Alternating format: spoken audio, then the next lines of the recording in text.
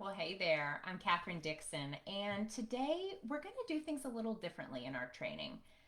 I thought it was high time that I come on here and really walk you through my story so that you can get to know me a little better, and more importantly, so that you can understand how not alone that you are in this situation. Because what I find most often is that when women come to me to help them with their relationship with food, they want to stop binge eating, they want to stop dieting, they want to stop running to the refrigerator every night and drinking a whole bottle of wine and eating a plate of brownies, right? Like when they want what they want, they feel like they're the only ones. They feel like they're the only woman in the world struggling with this issue because nobody talks about it. Because their friends don't talk about it, right? Their parents don't talk about it. And so it drives me crazy because this truly is a hidden epidemic. And it's not the epidemic of obesity, it's the epidemic of women hating their bodies and continuing to pass this down from generation to generation. And that's why I do what I do. Because for me, that's what was my experience when I was a little girl. I love my mom and I love my family more than anything. They are such wonderful people. But they didn't exactly have the best modeling when it came to their relationship with food, right? So, you know, as a child of the 80s, when I was born and I came out of the womb hungry, I came out of the womb with a bigger appetite and a different body type than my parents did, right? Then my weight became a bit of an emergency. It became something that needed to be fixed. And they didn't mean it that way. They didn't mean it in a way that was negative. They meant it from a place of love. They meant it from a place of, we just want her to live the best life possible. And at that point in life, and that point in time, the best life possible meant I needed to be in a thin body.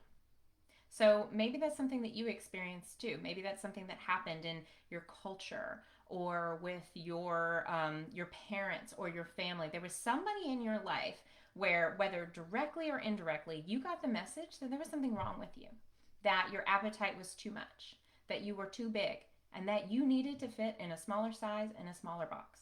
So for me, that looked like as a kid, every time I went to the doctor said I needed to lose some weight. I had to shop in, oh my God, this is so embarrassing. I had to shop in the boys department at Dillard's, which, if you're from the South, you know what a Dillard's is. Basically, it's like a Sears or whatever. Had to shop in the boys department for boys' husky jeans. But my mom was so awesome that she would go to the boys section, get the jeans, and bring them into the little girls' dressing room. But at 8 years old, I would cry in the girls' dressing room because there weren't clothes that fit my body.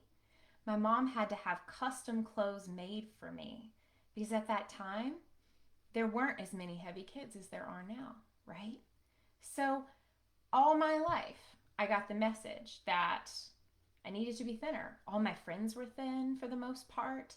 Um, all of the women that I knew, my girlfriend's parents, their mothers, my mom's friends, every single woman in my life felt and believed that being thin was the most important thing of all.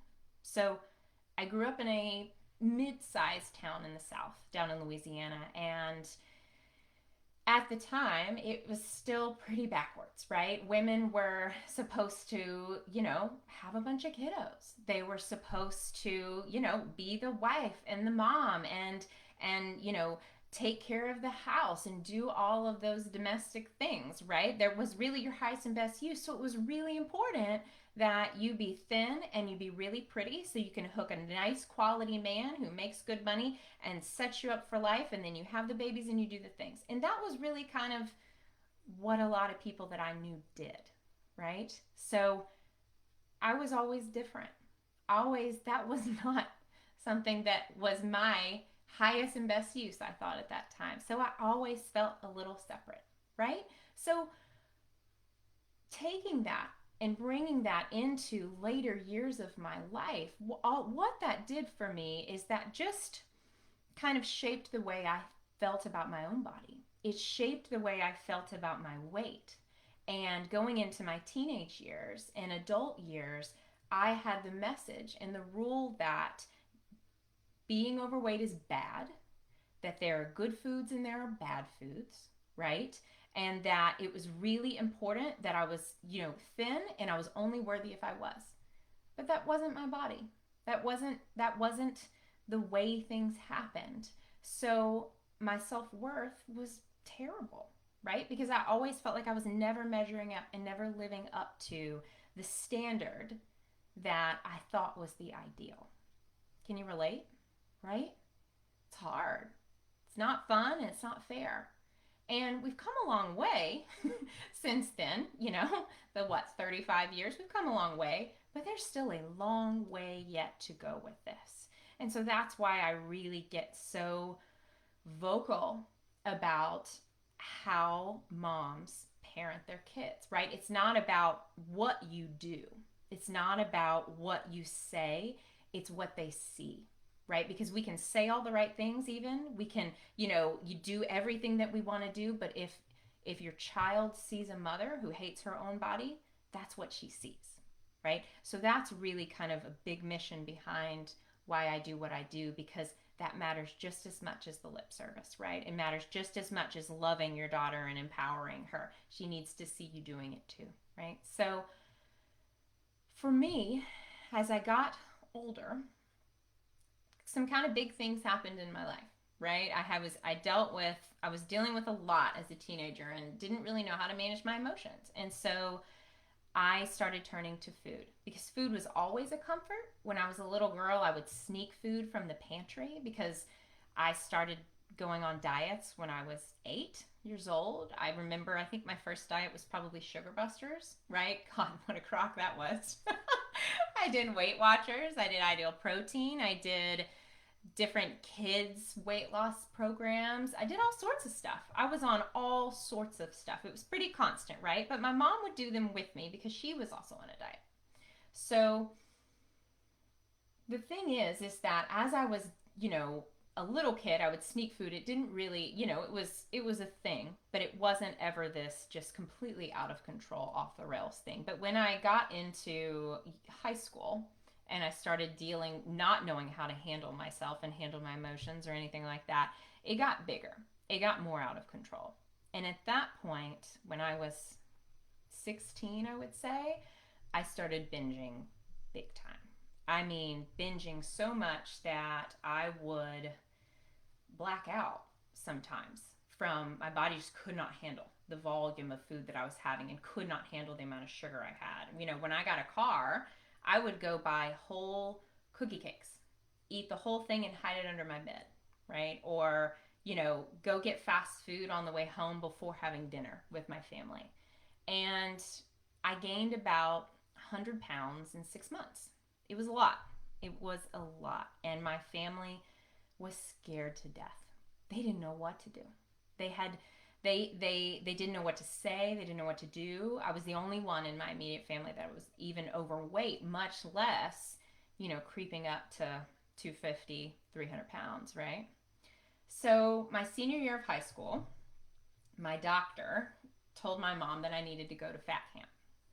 And at that point in time, I I had no I knew that something had to change or I was going to die. I was suicidal. I was so depressed I couldn't get out of the bed. It was bad. It was really, really bad. And, I'm so thankful that my mom had the wherewithal to say, we're not sending her to freaking fat camp, right? I'm going to send her to an eating disorder treatment center because that's what she has. This isn't just about her weight anymore. We have gone beyond weight and we have gone into full on binge eating disorder, right? So she said to me, she said, honey, let's find you a place. Do you want to go? And I said, yes. So when I was in my senior year of high school, I went to this place called Mirasol that is in Tucson, Arizona. And it was the most beautiful, wonderful place. And it was one of the only places that recognized binge eating disorder. So at that time, all of the eating disorder treatment centers, this was in the early 2000s, right?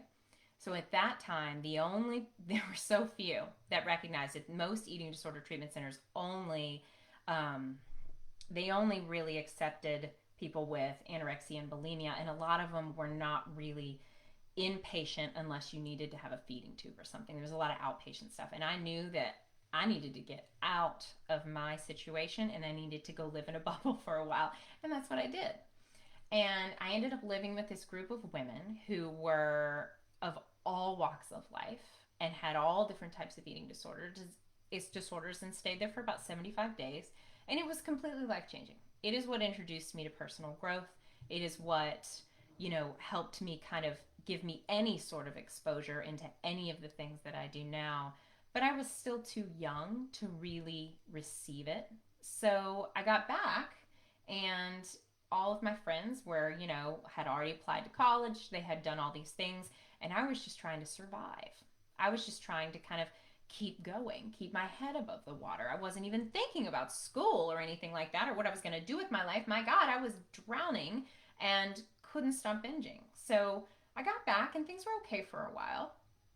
And then, you know, things started to kind of slip again. Things started to fall out of place. I didn't get what I needed I got a lot, but I didn't get what I needed. So then I became bulimic and did that for many years because I knew I still wanted to binge. Binging was still serving me a lot, but I also was scared to death to gain any more weight because I didn't want to alarm anyone in my life that I was dealing with this problem still because I had so much shame that I had tried to do something about it and it didn't work. So that's where the bulimia came in, right? Because that's kind of the way that a lot of women will hide it. Bulimia is about you can vomit, but you can also overexercise. That's another way. Any way that you can basically get rid of what you had in there is bulimia. So I went to therapy for many, many years, saw several different people, and just really was kind of not really living my life. I was kind of a shell of a person. I was going through the motions. I was putting on a pretty happy face and everything else, but, everybody still I felt like I was still in the back of my head kind of being judged because I never lost the weight, right? So, cut to a few years later, in 2013, I met a therapist who totally changed the trajectory of my life. She gave me the permission to move away from my hometown. She gave me the permission to do something different, to go and find another life and to reinvent myself. And that started on the cascade of just shifting everything. So yeah, I ended up moving up to Seattle and got away from my hometown and away from, the life that never felt like my own. And I came up here and started working just this, this job just to kind of get my feet on the ground, right? And I met this girl who was a personal trainer. And I had gone to trainers before. I had gone to nutritionists before. I had done everything. I had tried it all and was completely hopeless and was just like, I don't know what to do, but I've got to figure this out. It was that just kind of desperate energy, right? So she was so sweet and so fun, and she was young, and she had no body fat, right? Was just one of those just natural athletes, right? So we couldn't have been more different, but we had a good time. And I said to her, I need you to help me lose weight. I need to figure this out because at that time in my life, I felt like if I lost the weight, everything would fall into place. I believed that okay, if I could lose 120 pounds or 130 pounds, I would be able to get the job I wanted. I would be able to finally date good men, quality men, right? That I would immediately feel better about myself and have more confidence. That I would be able to walk into a room and own it. That I would be like, I literally had this fantasy because I had done a little dating, but not a ton, that men would like line up around the block and want to be with me and think I was so fabulous. I mean, I had this whole life in my mind, this whole vision for my life that was kind of a fantasy, right? So we start meeting at 5:30 a.m. 3 days a week. And I start working out. And I begin to realize that, oh, there are parts of this that are kind of fun. There are parts of this that actually feel really empowering, because she was the kind of trainer that she wanted me to strength train and she wanted me to lift heavy stuff. And I had never done that in my life. I thought the only way you lose weight is that you do a bunch of cardio and you hate it and it's miserable, right? I didn't realize that muscles had anything to do with anything. I'd never learned that before, right? So I started falling in love with using the kettlebells and barbells and just, I don't know, I just started feeling like a ninja. I had never felt so empowered in my life. And so I was losing weight, but I was still binging. I was tracking my food religiously. It was 1,200 calories or less.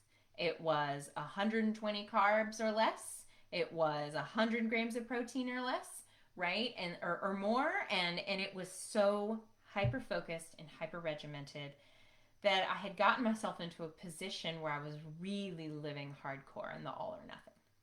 I was really, either eating only rotisserie chicken and bagged salads and cut up pineapple for dessert because I was too afraid to have anything else in my fridge. I was too afraid to have anything else at the house because I knew that if I did, I would binge on it.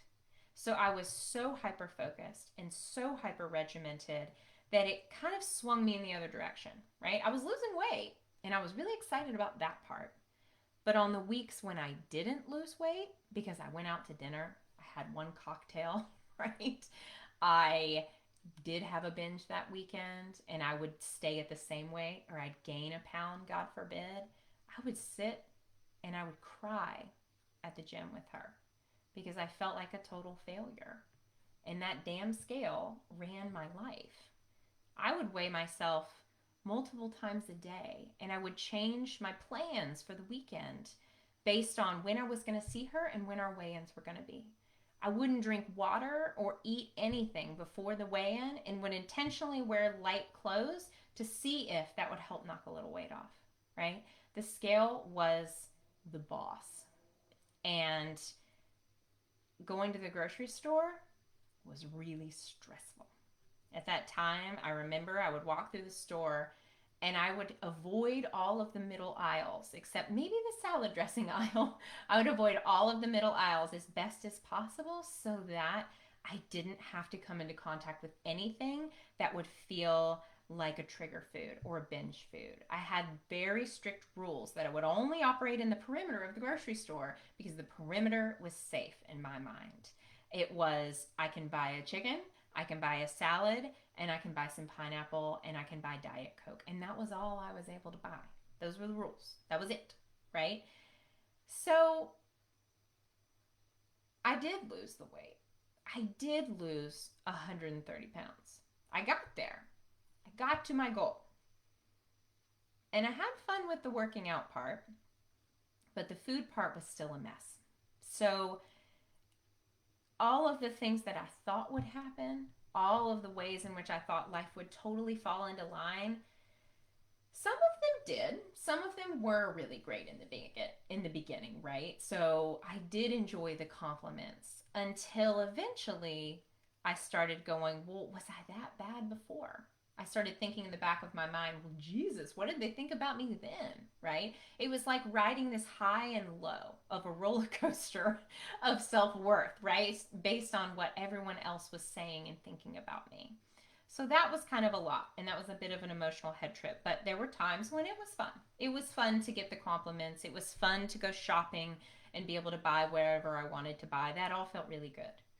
But where it didn't really work out exactly as I thought it would was when it came to dating and men, and when it came to how I felt about my body, how I felt about my body, especially when I didn't have clothes on, or I didn't have a lot of clothes on, right? So because I lost 130 pounds and because I was, you know, 100 plus pounds overweight for over 10 years and I'm only 5'4", I had a lot of extra skin going on after all of that. I felt like a deflated balloon. Literally, I looked like one. And so I could kind of cinch it up and snug it up in my clothes. But, whenever I got, put on a bathing suit or was gonna, not have clothes on, I had so much shame. I had so much shame about my body, and I felt like the whole thing was incomplete. Like I had done all this work, but it was for nothing because I still didn't feel good about my body. I wanted to feel like a normal woman in her 20s and had a lot of anger that that was not my life experience, right? So that carried over into dating, that carried over into feeling worthy around men. And I found that in dating, I kind of, for several years,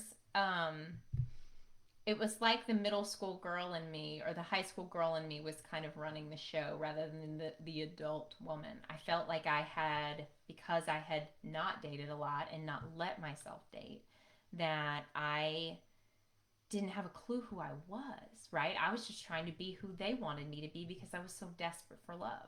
I wanted them to want me. I wanted to be the ideal Southern woman, right? Like the mold that I thought I was supposed to fit in, right? To be pretty and be thin and be perfect.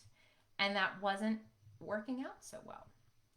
So after about a year of losing the weight, I decided to have all of the plastic surgery for the bariatric plastic surgery, where basically they take all your extra skin and they take it off, right, and turn you into a new woman, literally, right? So I went through this whole thing.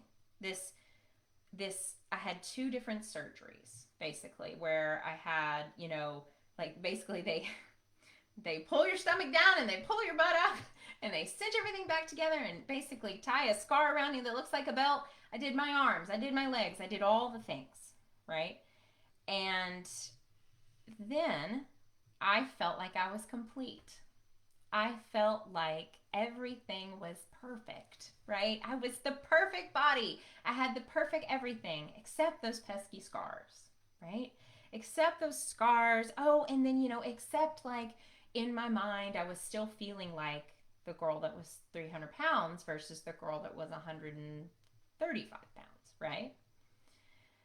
So that became a problem. And that really stuck with me for a long time, and I couldn't shake it. And I couldn't figure out who I was for a while, right? Because you live in this one body and this is your experience of life, and then all of a sudden you get a different body, right? And you don't really know what to do with that one because it's different and your life experience is different and things are different, but you are still in there. You are still the same woman, right? And all this time, even with the surgeries, even with the smaller body, even being able to buy the size, what, I don't know, six pants or whatever, I still had a terrible relationship with food. I still, you know, liked my body, but didn't really love it or respect it at all, right? I still tracked and measured my food religiously, and I still would purge every now and then.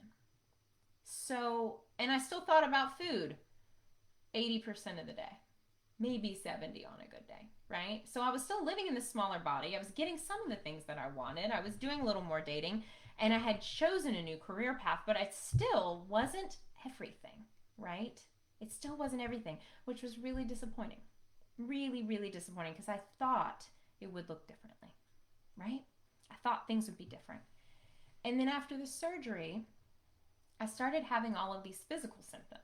I started dealing with all of this weird nerve pain and numbness in my body. And then I started dealing with all of this fatigue and all of this just crazy stuff. I started getting all these food allergies. I started doing all of this stuff and I didn't know what the heck was going on. But I knew that my body was literally not the same from both the inside and the outside, right? Something had shifted and my health took a massive dive. A massive dive. Now, all throughout this whole process, right? After I lost, kind of 3/4 of the way through losing the weight, I decided to hell with real estate. I don't want to do this anymore. This isn't who I am. I want to help people do exactly this. So I decided I want to be a personal trainer. And I'm going to go back to school and I'm going to get a second degree. And I'm going to go and get a degree in sport and exercise science so that I can work at the dream gym that I wanted to work at and be able to, do all these things and achieve these things and be like Sporty Spice, my trainer, right? And it's going to be so fun and I'm going to love it. So I did all of that all through this whole process, right? So I was in school, getting another degree, working on, working out, doing all the things, became the trainer, right? And was in the smaller body, had the surgeries, got my dream job, did the whole bit. And then I started working with these powerhouse women, right? My clients were primarily people in the tech industry. And I primarily worked with women, a few men, but mostly women. And here's what I found. Here's what I learned. Every single one of those women that I was working with and training, right? They all wanted to lose weight.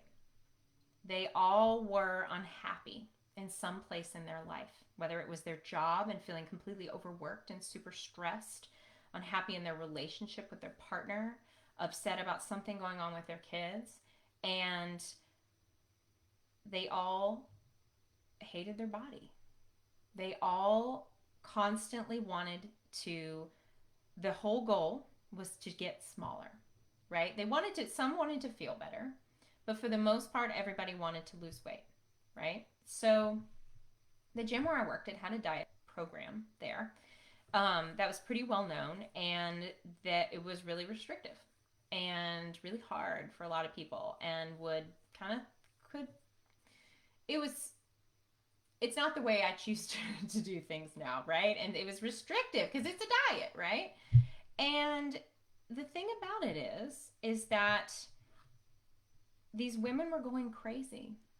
They were going totally crazy, and they were killing themselves on top of killing themselves in their career and working their butts off because they were amazing, right? And on top of being wives and mothers and girlfriends and friends and partners, they were so burdened because on top of that, they needed to lose weight and they needed to look perfect and they needed to eat perfectly, and it was a lot.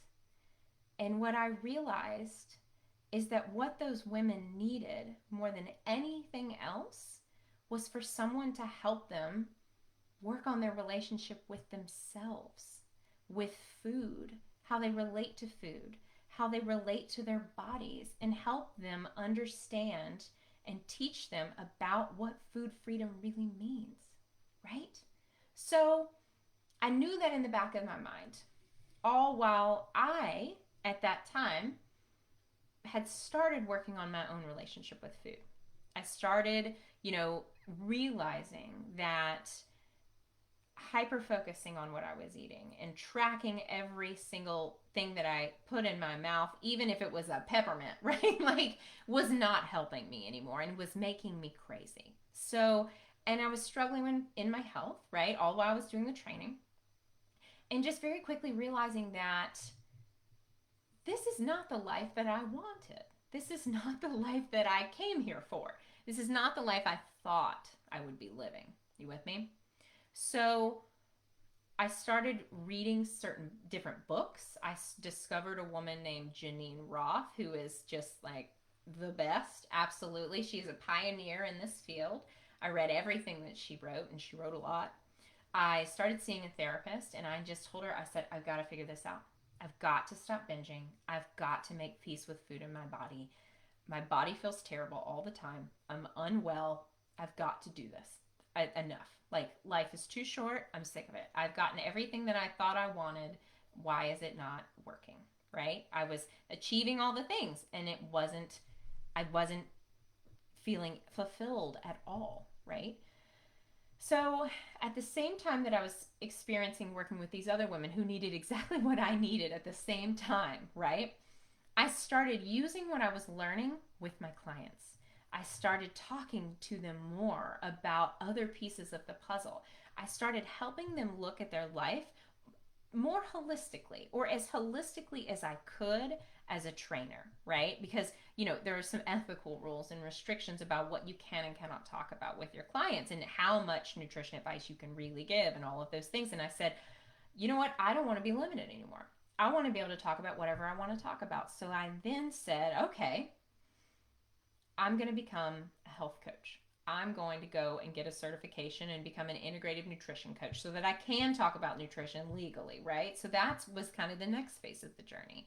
And I continued working and I continued using some of those new skills that I was learning, and I continued changing my own life and my own relationship with food. And I remember there were times I was so sick of this because y'all, this had been, my God, this had been um, 30 years of my life that I had been struggling with this. I was done. I had had enough. Maybe a little less, but like I had hit that point. You know when you hit that point in life where you cannot do it anymore, and whatever it is, you're done right then and there. It was one of those moments, and I was so desperate to change this. I remember that I would practice being mindful during a binge. I would sit there and I would cry as I was eating the thing and examining the situation and trying to figure out what was going on and what led me to food. And I'm laughing about it now, but it's not funny. It was awful, right? It was so awful. But I was just so hell bent on figuring it out, and I finally did. I finally did. I finally cracked the code on myself, right? And what I needed in order to really do this. And so then I spent the next few years figuring it out, and trial and error, and practicing this. And I started working with I became a health coach and I started working with clients. And then all of a sudden, I realized I've got a system here. There's an actual order to this. This isn't just me, this is other women too. This is a real thing. There is a process that women need to go through, and that there are these fundamentals that have to happen and be put into place before a woman can actually do this, before a woman can actually stop binging and really stop, right? And to be able to look at the food you once binged with and go like, I'm okay. I don't need to do that anymore. That it's not meeting the need it once did. Huh, weird, right? And I remember being able to just naturally maintain my weight. I remember being able to help other women just do that. Of this method, not only do you get to stop thinking about food all the time, which is amazing, right? But you also get to stop stressing about your weight anymore, right? And then it was this, I learned how to really talk with myself, to really, get to know my inner critic, to really understand what she was all about and her stuff, right? I learned how to do that inner child work. I learned all of these different pieces of the puzzle and came to realize that there is this whole cast of characters in our mind, in our life, that kind of, are the gremlins that sit on our shoulder, right? And there's actually a way to talk to them to get them to be quiet, right? There's actually a way to shut that up. There's a way to be able to change what you think and believe about yourself. That there is a way to approach loving yourself while still wanting to be healthy, while still wanting to make choices that are in alignment and for your highest good, that are still, if you want to lose weight, right? If you want to do whatever it is that you want to do, there's a way to do it. But there's piece of the puzzle that starts at the bottom, right? It's the foundation of everything. And if you don't have it, it makes it that much harder. And it makes it to where you're like me, or were like me, where I just gutted it out for years and years and years. And so that's really how the food freedom method was born. It was born literally from me saying, enough, enough of this. This is not the life that I thought I'd be living. Where is the more? Where is the more happiness? The more experiences, the yes. Where is the saying yes to the things that you want to say yes to, even if it involves a bathing suit, right? It is not feeling like you're missing out on your life, not feeling like a shell of a person, and not feeling like your highest and best use in the world is to be small and pretty and give birth, right? We were all meant for a lot more than that. Now, there's nothing wrong with any of that, right? But we were meant for more than that. We're all smart, capable women with a mission on our heart. There's a reason that we're here, and the reason that we're here has nothing to do with our pant size or whether or not we ate brownies yesterday. But what happens is that if that modeling is in there, right? If that piece of the puzzle is in there, there's nothing wrong with you. You're not broken. I thought I was broken forever until I realized where it came from and that it was never mine to begin with, right? So then I learned how to set it free and move on and just be who I wanted to be, not who I thought I needed to be for everyone else. There is such freedom in that part, right? So food freedom for me was about so much more than the smaller body size or not going to the grocery store and eating a whole sheet cake in one sitting, right? Yes, those were big ones. The especially the sheet cake part. That one was really a problem. You know, but there is so much more to it than stopping even just the binging and the purging and all of that, which was huge and was a big emergency in my life, and I needed to deal with that. But I got so much more out of it than I ever expected. I got so much more than just that, just the immediate pieces. Everything in my life began to shift when I started using this process and really shifting how what I believed about myself and really, you know, becoming the kind of woman who values herself, who loves herself, and who feels worthy of all of the beautiful things that life has to offer, right? Like that translates into so much more than just the food, right? That translated into me being able to feel confident enough to come and teach other women how to do this. It helped me, you know, meet a good man that I love dearly and have a family and have a life and not the life that I was supposed to live. A different life, a better life, a fuller life, right? It allowed me to be able to go take a hike with a friend, even if I was, you know, worried, you know, am I going to make it up the mountain? Am I going to die? Right? Like it allowed me to put the bathing suit on, right? It allowed me to do all of these things. It allowed me to just live my life.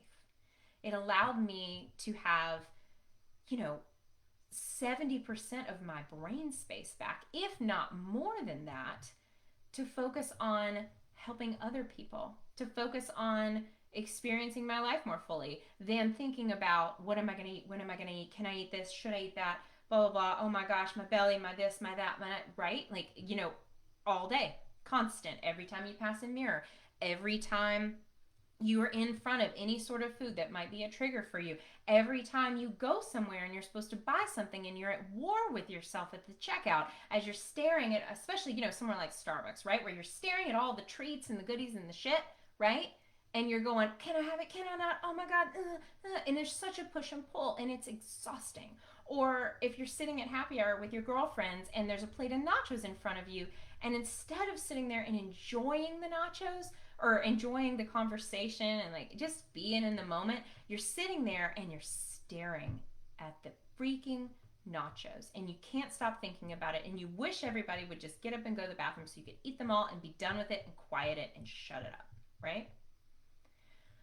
Or when you're sitting on the couch and you're watching TV and you know you have ice cream in your freezer and you can't think of anything else. It's like the ice cream is talking to you from the other room, right? Like, come get me. Come have me. It will make you feel better, right? Do we all know what that's like? It's never ending. It's constant. It drives you crazy. And you feel like you're nuts or you're broken or why do I have this record player on repeat in my head again and again and again? Or the best one of all, right? My personal favorite is I am so accomplished in every other area of my life. I know I'm smart. Why can't I figure this out? What is wrong with me that I can't make this one thing work when I can make everything else work? What is the deal? right? Or I can do something for someone else and I can kick butt at it and I can crush it, whatever it is, right? I can show up and I can deliver, but why can't I stick to my routine? Why can't I stay on this diet? Why can't I exercise in the morning, right? All of that stuff. It's just noise. And that's really what food freedom has given me. It has given me the chance to just shut all of that up, to just do me. To some days I work out. If I miss one, life doesn't end. It's okay. It's not over. If I eat dessert now, I'm not worried that I'm going to gain 100 pounds. If I want to buy ice cream, I'm not worried that I'll never stop, right? Or if I have this thing, whatever it is, it doesn't make me bad. I didn't fail. I'm not good enough. I just wanted some dessert. So to me, that's what food freedom means. And that's really the best gift I could have ever been given, is my brain space back to focus on my life and to live it, right? So the reason the food freedom method was built, the reason why I created this program, not only was I excited to share what I learned, right? And to share my experiences and share that this is possible, because that's enough to throw a parade for, right? That's enough to say, hey, I feel like I had I'm not trying to compare myself to other people, but I have to say I had a pretty good go at it with food and with my body. It was a lot of years of a lot of stuff. I feel like I built a lot of muscle in this department, right? But the biggest reason of all, the most important and impactful reason of all, truthfully, beyond building this army of incredible women who love themselves and who have freed themselves from all the crap, right? All of this just years of just torture, because that's huge, right? And sharing what I know. But more than that, do you know what my real heart's desire is? Truthfully, it's to help women stop raising women who hate their bodies. That is my ultimate goal. That is really what I want. Is I want this and this program and what I do and me coming on these lives to be the waterfall and the cascade that flows down from generation to generation. If I can impact, one woman a day, if I can impact 1,000 women, right? How many other women will that impact? Now, whether you have kids or not, whether you want kids or not, I'm still on the fence on that myself. It doesn't matter, because what you get to do, whether you have children or you don't have children, is by you healing this part of you, by you choosing you and your freedom and your mental bandwidth and your brain space and realizing that this is possible and you are not broken, absolutely not, that your friends notice, your sister notices, your niece notices, your coworker notices, and all of a sudden we're stopping, perpetuating all of the negative comments about our bodies, the negative comments about other people's bodies, the comments about, oh my gosh, I'm so full, I just couldn't eat another bite. Or, oh no, I can't do that, that's fattening, right? Or, oh no, I don't do desserts on Wednesdays, right? All of that stuff that's being put out into the world, or even the negative thoughts about somebody that you see that's overweight, or, and most importantly, the negative thoughts about you and your body and yourself and the things that you are saying to yourself in the mirror. All of that ripples out into the world and can change so much. So that's really what this is about. That's really why I show up. That's really why I care, and I get so fired up about this, because it matters.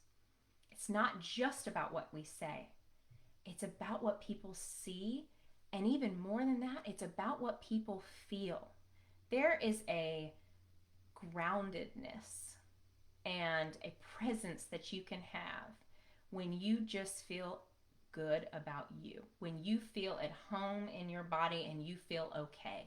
There's just something about that just tells the world, she's all right. I don't know what it is. There's something about her. It's she's not vibrating up here, right? She knows who she is, and that's magic. It's total magic. So this is a long one, a really long one, but I had a lot to say, and I hope that me just being super honest about my experience and what I have gone through, and it's not about wallowing in the past, right? It's not about me dredging this up, right? What do they call it? What is the term, like failure porn or something? It's not that. What this really is I want you to understand that whatever you're dealing with right now, whatever you are really struggling with, whatever thing you feel like you are totally alone in and nobody else does it, I can guarantee you they do. There are other people that do it, whether it was me or it's one of my clients or one of my former clients or the woman down the street or your next door neighbor or your coworker or, your boyfriend's sister or whoever. There are a lot of women out there who are doing this and nobody's talking about it. So if I can be the one person to sit here and talk about this and tell you that you are not alone, that's what I want to do because it matters. So I'm here for you. If you need anything, if you want to talk about it, you let me know. I'm happy to help, and I hope this is helpful for you. Have a wonderful day, and I will talk to you soon. Thanks. Take care. Bye.